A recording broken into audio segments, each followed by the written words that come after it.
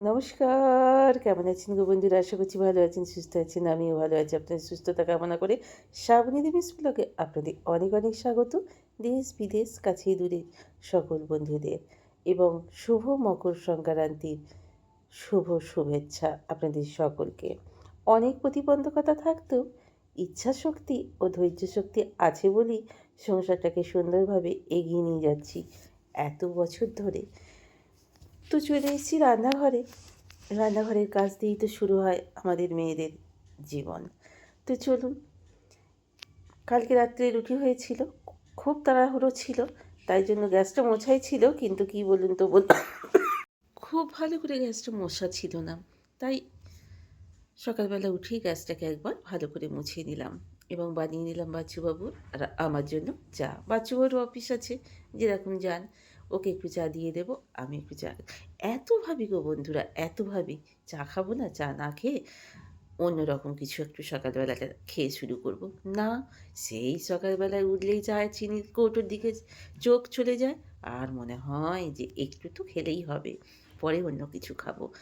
আর এই যে বাচ্চাবেলাকার এই নিয়মটা কিন্তু আমি এখনও ছাড়িনি। আপনাদের কার, কার ভালো লাগে এইরকম চায়ের কাপে বিস্কিট ডুবিয়ে সুন্দর করে ভেঙে, ভেঙে খেতে একটু ধৈর্য ধরে, একটু সময় নিয়ে? আমার তো বেশ লাগে। তো ছোটোবেলাকার একটা ফিলিংস মনে হয়। তো যাই হোক, অনেকেই এইভাবে বিস্কুট খায়, আমারও খেতে খুব ভালো লাগে। সকালবেলায় ২ টি বিস্কুট খেয়ে নিই।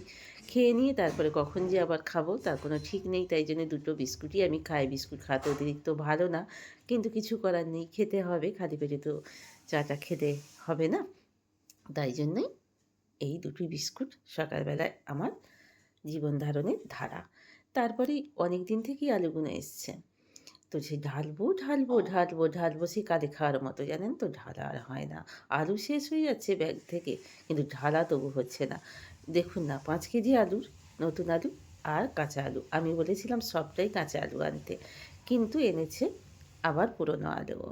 যাই হোক, কিন্তু পুরনো আলুটা খেতে ভালো লাগে। নতুন আলুটা কী হয় বলুন তো বন্ধুরা? একদমই ভালো লাগে না। কেন বলুন তো বন্ধুরা? কী বলুন তো? ঠান্ডা হলেই কিরম বিশ্রী শক্ত হয়ে যায়, নয় ছুঁড়ে মারলে লাগে, ইটের মতো হয়ে যায়। তাই জন্য বেশ একটা ভালো লাগে না। যাই হোক, আলুগুলোকে আজকে সময় পেয়েছি গুছিয়ে নিলাম। তারপরেই চলে এলাম এই যে, আজকে হচ্ছে বাউনি, চাদর-ফাদর সব কাচাকুচি হয়েছিল। চাদর-ফাদর তুলে দিয়ে চাদরটাকে বেশ সুন্দর করে এই চাদরটাকে পেতে ফেললাম। কয়েকদিন থেকেই ভাবছিলাম চাদরটাকে পাল্টাতে হবে, পাল্টাতে হবে, না পাল্টাতে নয়। যাই হোক, চাদরটাকে সুন্দর করে পেতে দিলাম। তারপরেই রান্নাঘরে গুটি, গুটি পায়ে তো বাচ্চুবাবুকে যাই হোক ডিম ভেজে একটু, একটু ভাজাভুজি করে খেতে দিয়ে দিয়েছি। ও ওর মতো অফিস চলে গেছে। এইবার আমিও মাছগুলোকে অনেকক্ষণ আগেই ম্যারিনেট করে রেখে দিয়েছিলাম। এইবার মাছগুলোকে এবার টকাস, টকাস করে একটু দিয়ে দিচ্ছি। কি বলবো বন্ধুরা, নিজেরই হাসি পায় আপনাদের সঙ্গে এইভাবে কথা বলতে, কিন্তু আমার ভালো লাগে। একটুখানি ইয়ার্কি, একটুখানি টা না করলে এই একা বাড়িতে থাকা মানুষটা চলবে কী করে? যাই হোক, মাছগুলোকে ভেজে তুলে রেখে দিলাম। আর কালকের একটা রুটি আছে, ছেলেটাকে দিয়ে দেবো এই রুটি রোল করে। তো চলুন, ২ টো ডিমকে একবারে নিয়ে নিয়েছি। ও বলল ২ টো ডিম দিয়ে করে দাও। তো সস মানে তাওয়াতে ২ টো ডিম একটু ভালো করে সুন্দর করে, পেঁয়াজ-টেয়াজ নেবে না। তো এত বড় তো ডিমটা একটু ছড়িয়ে গেল। এইবার একটুখানি মুড়ে দেবো, জানেন তো? এই যে সুন্দর করে ডিমগুলো দিয়ে একটু মুড়ে দেবো। নাহলে এটা ঠিকমতো প্রসেসটা আসবে না। ঠিকমতো রুটিটাকে আমি রাউন্ড করতে পারব না, একটু বেরিয়ে থাকবে। তো তাই রুটিটাকে দিয়ে এইভাবে, ডিমটা যেহেতু ২ টো ছিল, একটু একটু কিছু পেঁয়াজ-টেয়াজ দিলে এতটা গড়িয়ে যেত না। যদি শুধু যেহেতু, সেই হেতু ডিমটা একটু বেশি ছড়িয়ে গেল। তো চলুন, হয়ে গেছে এখানে। এখানে আমি একটুখানি চাট মশলা দিয়ে দেবো। খেতে বেশ সুন্দর লাগবে না? পেঁয়াজ-টেয়াজ যেহেতু কিছু নেই, ঝালও কিছু দেব না, শুধু দেবো একটুখানি চাট মশলা। তো চলুন, চাট মশলা ছড়িয়ে দিয়ে এইবার রুটিটা নষ্টও হলো না। ডিম দিয়ে সকালবেলা একটা সুন্দর ব্রেকফাস্ট বা নাস্তা তৈরি হয়ে গেল। তো চলুন, সেটাকে দিয়ে দিই, ও খেয়ে নিক। ও ঘরে মিটিং চলছে। মিটিং করতে, করতে এটা নিজের সময় মতো, নিজে বুঝে সুঝে, নিজের টাইমের মতো খেয়ে নেবে। এরম একটা সকালবেলা টিফিন হলে সকলেই, বাচ্চা থেকে বুড়ো, সকলেরই ভালো হয়। বাসি রুটি খাওয়া তো ডাক্তাররা বলছে অনেক গুণেই ভালো। টাটকা রুটিও যেমন ভালো, বাসি রুটিও না ফেলে এইভাবে বানিয়ে দিলে সকলে খেয়ে নেবে। এদিকে আমার মাছটা ভাজা অলরেডি হয়েছিল, ওদিকে ভাতটা চাপিয়ে দিয়েছি। আর এদিকে ফুলকপি দিয়ে, আলু দিয়ে একটু ধনেপাতা ছিটিয়ে দিয়েছি। এই চারাপোনাগুলো বাচ্চাবাবুর আর আমার, আর কাটাপোনাগুলো মেয়েটার আর ছেলেটার। তো প্রত্যেকদিনই আপনাদের বলি, এটা আপনারা অনেকেই জেনে গেছেন, আর নতুন করে বলার কিছু নেই। তো চলুন, মাছ দিয়ে ফুলকপি দিয়ে আলু দিয়ে কাঁচা লঙ্কা ছিঁড়ে দিয়ে ধনেপাতা ছিঁড়িয়ে দিয়ে এই টাইপের একটা ঝোল দারুণ লাগে। কী বলেন বন্ধুরা? এক তরকারিতে বাজিমাত। আর কোনো তরকারি না হলেও চলে যায় এই তরকারিটা থাকলে। তো যাই হোক চলুন। ঝোলটা ঢালতে গেলে অনেক সময় দেখেছি মাছগুলো না কিরম ভেঙে যায় জানেন তো? তাই জন্য ছেলেটার জন্য একেবারে তুলে রেখে দেবো। মেয়েটা আমার খুব বেশি মাছ খেতে চায় না। আপনাদের বলেছি মাছ পোস্ত ছেলেটাকে দেবো ৩ পিস। ছেলেটা বাড়ি চলে যাবে। তাই জন্য ও আজকে একটু মানে যে কটা মাছ ভিজে ছিল সেই কটা ওকে করে দিয়ে দিলাম। আর মেয়েটা খাবে একটা, মেয়েটার মতো দিয়ে দিলাম। আর আমার আর বাচ্চু বাবুর রইল চারাপোনা মাছগুলো। আমরা অল্পই একটু মাছ খাই চারাপোনা মাছ। তাই জন্য চারাপোনা মাছগুলো আমাদের জন্য। চলুন ডিস্ট্রিবিউট করে রেখে দিলাম। এবার এইখানে এই যে আমাদের তরকারিটা রইল আর ছেলেটার মেয়েটার তুলে রাখা আছে। আর এখানে এই যে খেসারির ডাল ভাজা মেয়েটার জন্য। আর এখানে ভাজা হয়েছে মূলো শাক, মূলো ভাজা আর এখানে বেগুন ভাজা। এইটাই আজকের মেনু গো বন্ধুরা। এই দিয়েই বাউনি বাঁধবো। আর বেশি রান্না করলে কেউ খেতেও চায় না। তাই জন্য যাই হোক শুভ দুপুরবেলা এখন বসে পড়েছি নিজের মা লক্ষ্মী নিয়ে দুটো খাবো বলে। শাক ভাজা, মূলো ভাজা আর বেগুন ভাজা আর ফুলকপি আলুর তরকারি। ফুলকপি আলুর তরকারি হলেই বলুন বন্ধুরা এখন বেশ হ্যাঁ, একটু অসুবিধা হয়, একটুখানি গ্যাসের সমস্যা হয় যাদের আমাদের মতো মানুষদের। কিন্তু কিছু করার নেই। তো সবই যদি না খাই, না খাই, না খাই তাহলে খাবোটা কী? তো চলুন আপনারাও সময় মতো খাওয়া-দাওয়া করে নিন। আমিও মা লক্ষ্মী দুটো খেয়ে নিই।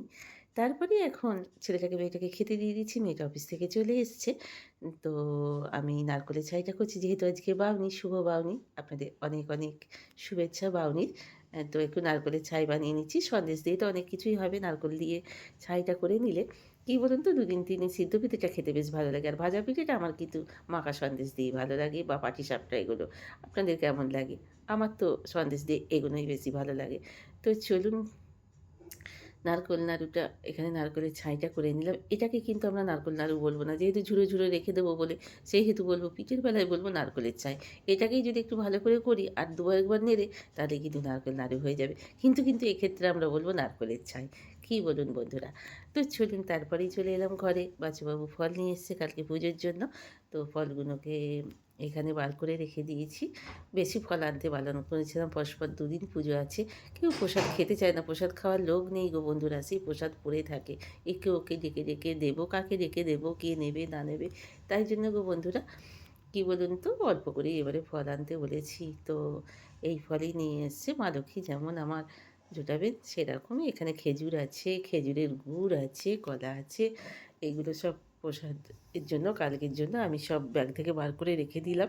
যদিও শীতকাল, গ্রীষ্মকাল হলে এতক্ষণ পচতে শুরু করে দিত। কাল এনে রেখেছিল। আর এখন বিকেলবেলা আজকে বাউনি বাঁধবো। আপনাদের এই রিচুয়ালটা আছে কি না জানি না। তো খড় বেঁধে বাউনি বাঁধতে হয়। ভাতের হাঁড়ি থেকে এটা ওটাতে বাঁধা হয়। তো সেই জন্য খড়টাকে বাচ্চুবাবু মানে আমার শ্বশুরবাড়ি গিয়েছিল। ওখান থেকে একটা গোটা একবারে খড় নিয়ে চলে এসছে। বেশ কিছু ফেলে দিলাম আর বেশ কিছু নিয়ে ভালো করে ধুয়ে জলটা ঝরানোর জন্য এখানে তুলসী মঞ্চের ওপরে আমি রেখে দিলাম। তারপরে একেবারেই চৌকাঠে জল টল দিয়ে সন্ধ্যা পাঠ করব বলে চৌকাঠে জল দিয়ে তুলসী মঞ্চের জল দিয়ে সজের দরজার জল দিয়ে একেবারে উঠে এলাম। সন্ধে পাঠ দিয়ে রান্নাবান্না করে নিয়ে ২-৪টে পিঠে বেঁধে নিয়ে খাওয়া দাওয়া শেষ করে চলে এলাম এবার বাউনি বাঁধতে।